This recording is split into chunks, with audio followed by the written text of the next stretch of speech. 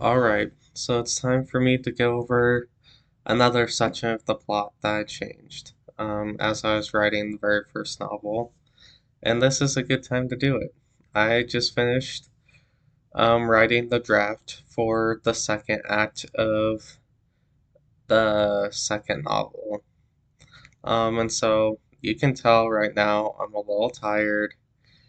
It's something I've been working on, and I'm just kind of been thinking about it, especially with the third plot, because that's where Victor's downfall occurs, and I need to make sure that that goes well, and the introduction of the new antagonist goes well as well, as well.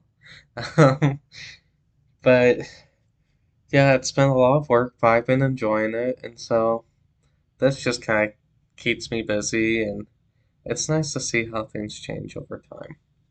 So we're going to start with mission 4, which is Celestial Star, or Sienna Swim. And this was the very first change, is when Kate and Zach are arguing, Emma was supposed to chime in and state that she'll do the chores, she'll cook dinner, but it just didn't seem like it would fit in well. Like it would kind of ruin the mood. And secondly, I liked that Zach decided to admit that he was making a mistake and that he didn't want to be angry and yell at his wife. And so he kind of pushed away, not pushed away, but put an end to the argument.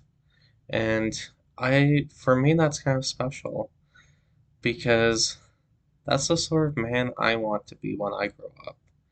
Well, that's the sort of man I want to be when I get married one day. Is I want to be able to have the strength and just the patience to be able to put an argument to rest before it gets out of hand. And so that to me is just something kind of special. Um, this was a pretty big change. Sienna is actually older than Kate and Zach. She is about 4 years older than they are. And the reason why I did that um, is because I thought it was just kind of weird that Zach would have like a crush on someone, kind of like end of high school and in early college before he met Kate that was younger than him. Um, that to me just kind of weirded me out. And so, in the story, she's about like in her early 40s. So Sienna is in her early 40s, and that to me just seems to fit better because when Zach is around like 18 years old, yeah, he can have a crush on a model that is like 21 or 22. Um, and that was a pretty big change. And but the reason why she was originally supposed to be in her mid 30s is because that's when I started noticing when I was doing my research on how just kind of how brutal the fashion world can be. It's around the mid 30s is when models are kind of just kicked out of the spotlight. They're forced out. And this can cause a lot of emotional damage. And Sienna is just that, um, that pain and that jealousy and that confusion just taken to extreme. And so that's why she was originally supposed to be in her mid 30s. But I think it still works fine if she's in her early 40s. So that was the reason for that change. Um, yeah, so you'll notice that after this scene, oh, yeah, this needs to be marked red as well. So everything past this point is marked red because I decided to change it once I got to this point. The main reason for that is it just seemed kind of strange for the mayor to fire Zach. But the biggest reason for why this did not work is that Zach gets a call from Sienna where she says she knows important information on Celestial Star, but he has to go alone. And that to me just, it felt wrong. I mean, Zach's not an idiot.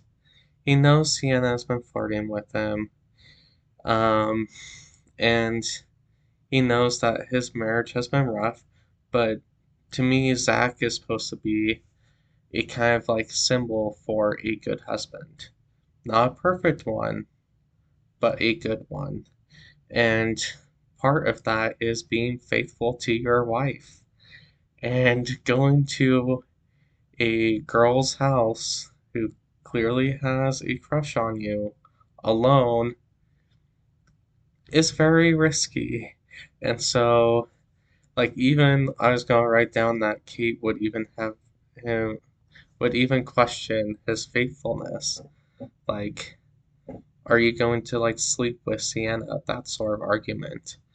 Um, and to me, it just felt wrong. Like, Zach would know better than to get himself into that sort of situation. He would probably bring Kate along with him if I want to go forward that with that story, and I'm grateful that I didn't. Um, it was just kind of weird, as you've noticed. Like you can read all of this as it's on the page. Something else was supposed to happen where the mayor arrives. He gives Zach his job back, but isn't very happy because he got a mysterious letter from Victor demanding that Zach gets his job back or else he'll harm the mayor's wife and his daughter. Um, and that to me also just seemed kind of strange, seeing that Victor at that point was still trying to kind of figure out. He was starting. He was still figuring out who Furrytail's true identity was. And so that just also didn't really fit in super well. Um, this was also the story where I decided that there should be 8 chapters for each story. And so I stuck to that timeline, whether for good or evil, throughout the rest of the story.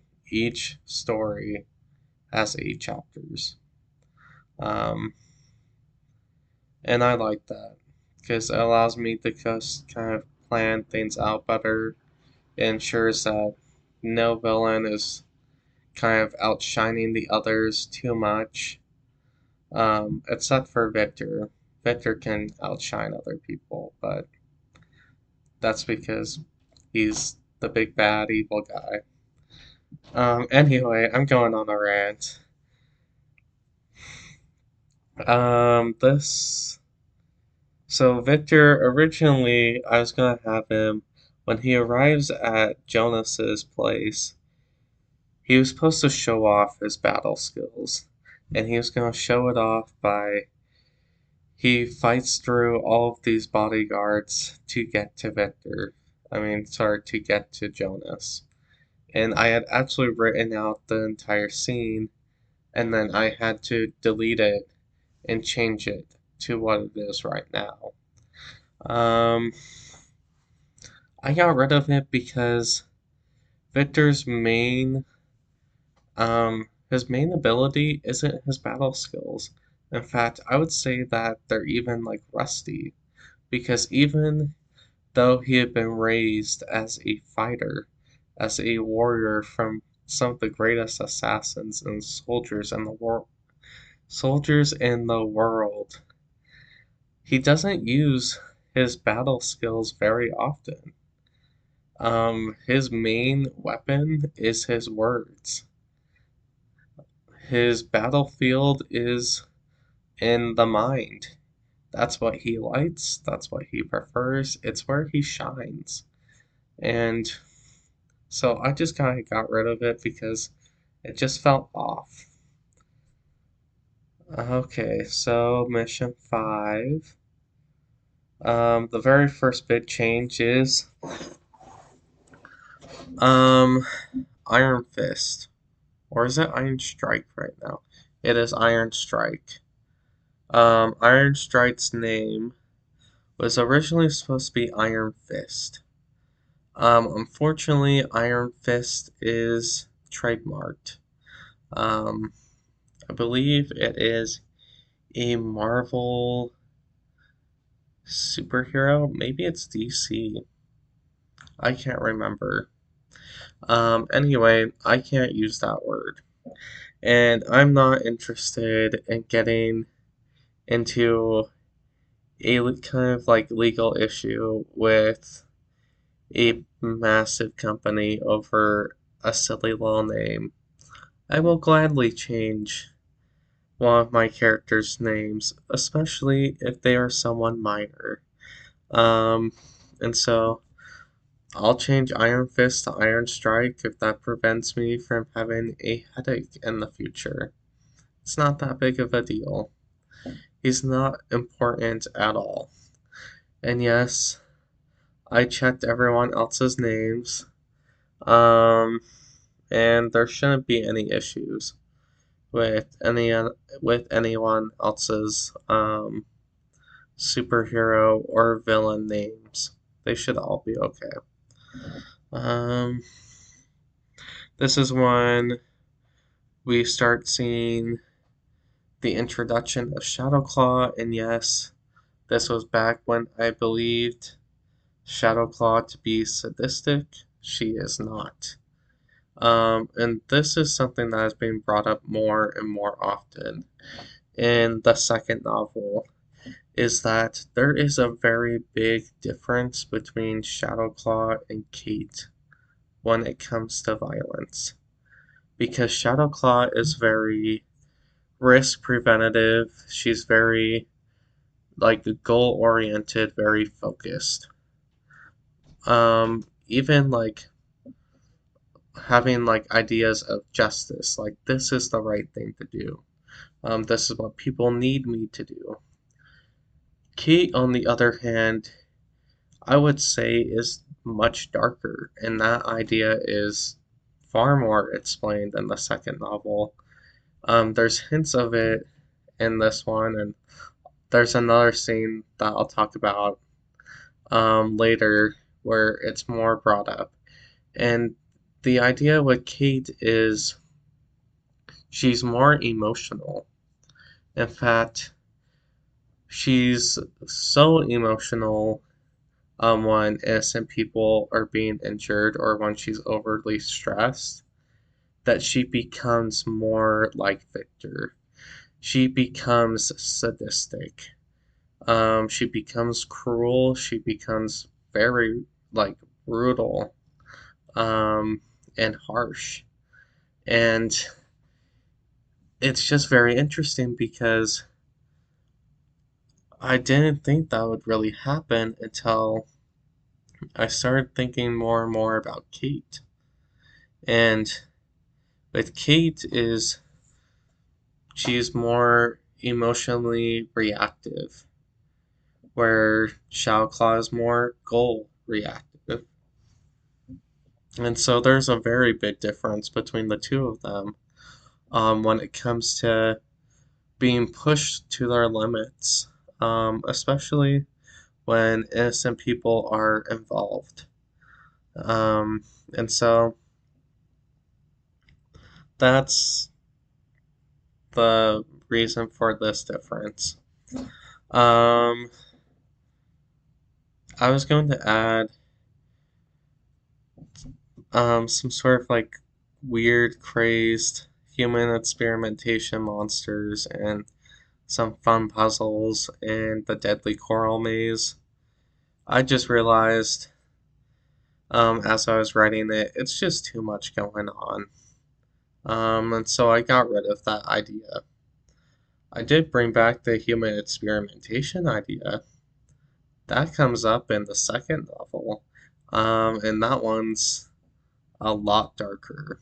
Um, and so that's been kind of interesting to kind of play around with, is just realizing that there's no limit to what Victor will do. He doesn't have any sort of ethics or morals that kind of guide him.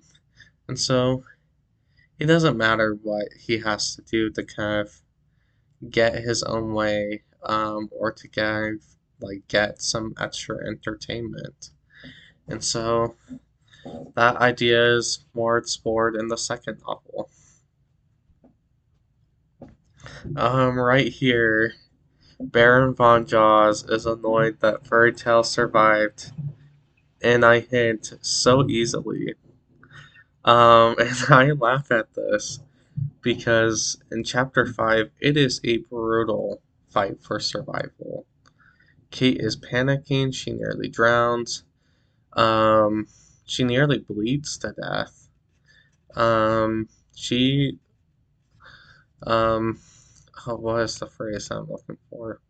I can't remember. But her body, her arms, are permanently scarred from this scene because she is having to punch through coral, which is like glass, and it just shreds her skin. Um, Still, in the second novel, and for the rest of her life, she will have those scars. Um, every single character, and it's one thing that I bring up is that, yeah, every single character, when they get into a fight and something serious occurs, those wounds, they last. They don't go away. Um, like that is evident with Claw slicing Victor's face at the end of the novel. He is still scarred from that moment into the second novel. It's part of the reason why he can't even show up in public, is because people would realize who he is so quickly because of that claw mark. And for me, it's something that is important to me, is that fight scenes have a lasting impact, whether that's physical or emotional, that there's always a price that needs to be paid. And so that is something I always keep in mind with every single novel. Um, yeah.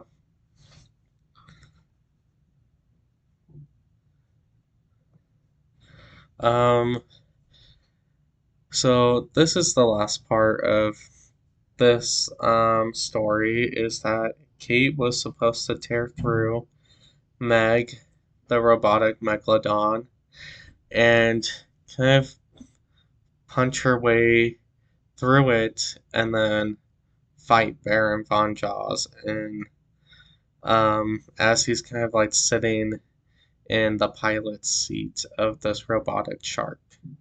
And the reason why I got rid of this is Kate has had a very long and exhausting day, just physically and emotionally. And by the time she fates her death and everyone thinks she's dead and the shark resurfaces, Kate is completely burnt out. She can barely walk in this moment. And that's why there isn't a fight scene with Baron Von Jaws. She just knocks him out with one quick punch because that's all she can do.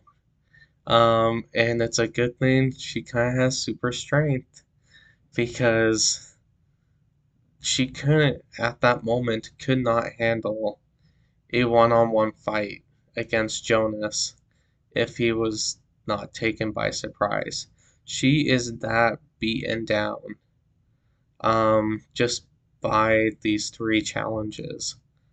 She's truly at her limit. She's almost died multiple times. Okay, so now we're going on to mission 6, which is Winova. And the very first change is you're like, oh yeah, that's exactly what happened in the novel. Well, the reason why I marked it red is because originally when I was going to introduce Winova, it was going to be at a festival. Um, and that she would plant a bomb at this festival after a couple of criminals kind of run in. And looking back on it now, it just kind of seemed kind of silly, kind of off. And so that's the reason why I kind of got rid of that is it just didn't fit in well with the story. Um, and so I changed it where it's a drug bust gone wrong. And when Nova set that up, just to kind of lure in Furrytail. So there's that. Um, this one was a pretty big change. Is Kate was supposed to get a call from Zach to meet with Mayor Harrington, and the mayor would be the one who would explain who Winova is and her reason for doing things. Um, but I had so much fun with this scene, with who Victor, with how Victor talks to Kate, how their interaction goes. That I just got rid of chapter 4. I just changed it where she's just struggling. Um, where where Kate just hits her limit and just says, I just need to put an end to Winova immediately. And Victor kind of pushes that idea because he makes Kate believe that Furrytail is responsible for all of this suffering that's going on in the city. And that was a really big change. And I liked that I focused more on Victor in this moment. When I think about one of my favorite scenes in the very first novel, this scene is one of the very first ones that comes to mind. Along with like the hot chocolate scene, along with the tower scene. Usually my some of my favorite scenes are just the one where he's present because he's just so interesting. He's so theatrical. And seeing him interact with Kate or with Shadowclaw is just so much fun. And seeing him use a weapon, which is his words, that no other villain really has access to, is just fascinating. How he can basically topple armies. He can destroy someone's life with a couple of sentences and with a sinister idea. And I love that. I love that so much. Um, Shao does not show up in that scene where Kate is just struggling. Um, it, where she's struggling at that campfire and it's just kind of wondering, is being a hero a good idea? Um, she just doesn't show up. I do have this written down. This is kind of funny. I actually had to keep in mind how old Henry is because at the beginning of the story, they're on a date, and Kate drives Emma and Henry to this date location, and yet in this scene, because Kate doesn't have a motorcycle anymore, and because she kind of runs on her own, runs off on her own, she kind of needed a means of transportation to get back to City Hall. Um, and plus, I wanted Emma and Henry to be there, and so basically, I wrote it in that Henry just got his driver's license. Well, he has his permit. And even though he shouldn't be driving around other people, he does it anyway because innocent lives are in danger, yada yada yada, that sort of stuff. Um, Chapter 6, where Henry shows off the very first time that he does cast the spell. I wrote down with the aid of Emma. Emma doesn't do anything very helpful here.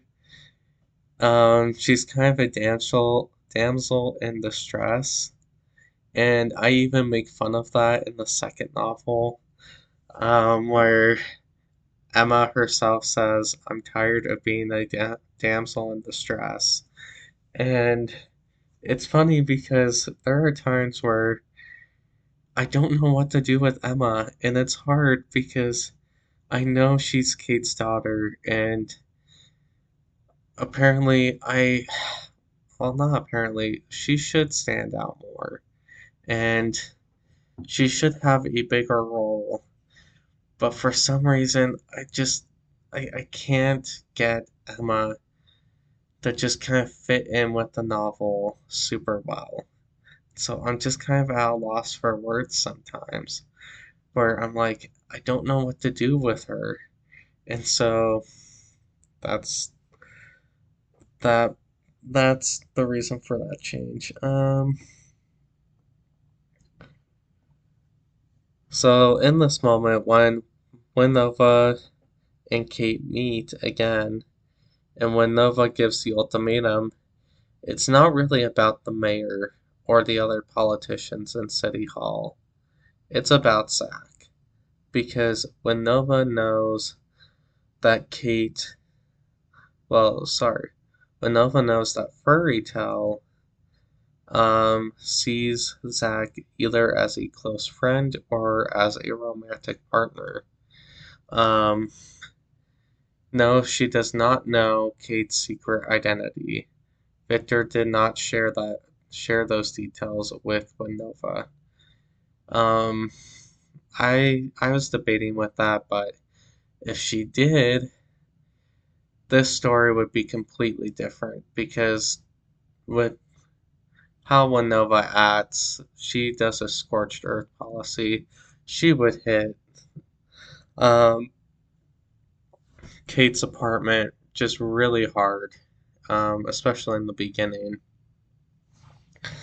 And maybe that would have been more fun, but yeah, I mean, I just kind of, I just thought at that moment in time that maybe it would be better if um, Kate, sorry, if Winova didn't know Kate's secret identity, didn't know Furrytail's secret identity. Man, what is going on with me? I'm so tired. Um, I'm sorry. It's been a long day. Where was I? Oh, I think one of the big reasons why Winova never does know that Furrytail is Kate is because I didn't want the rest of the city and the rest of the world to know that Kate is Furrytail. I mean, it's gonna be pretty obvious when a world famous assassin is trying to kill just a random housewife for no apparent reason, and then magically Furrytail appears on the scene. It's gonna look suspicious, and it's gonna reveal Kate's secret identity. And at that moment in time, I just didn't want that to happen. So that's why I didn't add that in. Uh, this was the other part that I was talking about earlier.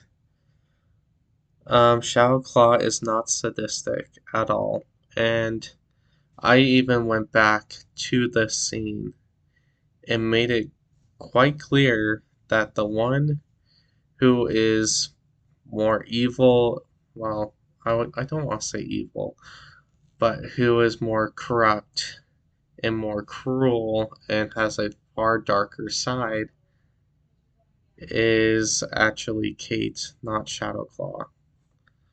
Um, Henry is knocked unconscious, so he can't save Zack.